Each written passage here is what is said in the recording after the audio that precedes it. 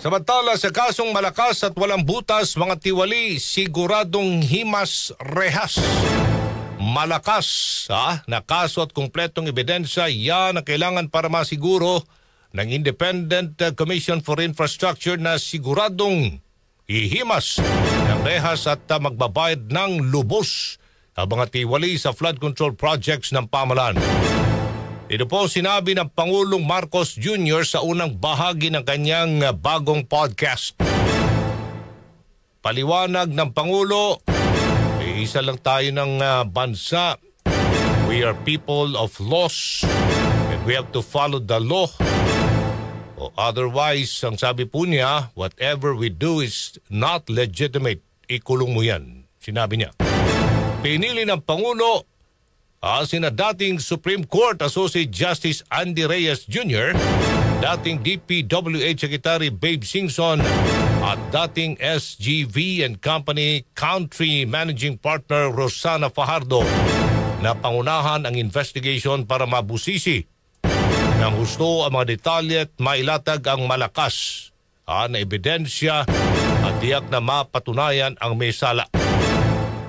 Aanhin ang galing at mga expertise ng ICI kung mahina at matatalo lamang ang mga kasong isasampa. Tama naman, laban sa mga nasasangkot na may kakayahang idribol sa korte. Kasi gamit ang kanilang abogado, De Campanilla. Si Pangulo Marcos Jr. pa lamang ang pinuno ng bansa na nagbunyag at nagpaimbestiga ng katiwalang nangyayari. Ito pong mga katiwaliang nangyayari sa mga infrastruktura. Walang alinlangan na iniutos niya ang pag-imbestiga. Kasi hodang may paggalit at tumiwalag na mga kaibigan at mga kabanalig. Siya pa mismo nanguna. Diyon po sa pag-inspect sa mga lugar na inireport ng mga concerned citizens sa website na sumbong sa Pangulo sa patuloy na pag-usad ng katarungan.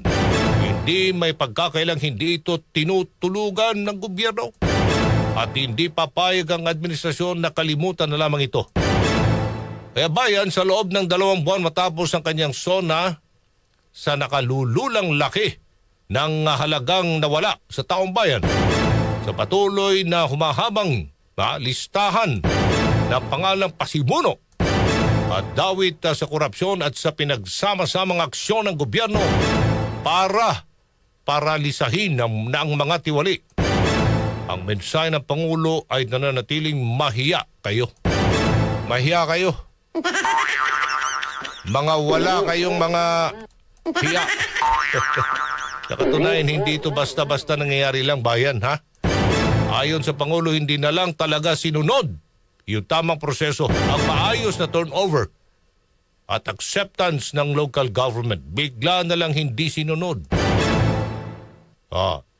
Apparently, doon po sa nakaraang administrasyon, tinanggal ho ito entirely, sabi po ng Pangulong Marcos Jr.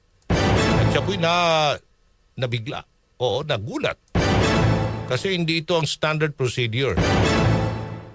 Hindi na yan iniisip daw ngayon saad po ng Pangulong Marcos Jr.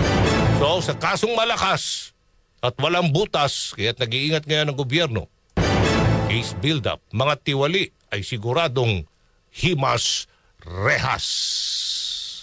Si Aljo Bendijo sa DCXL News.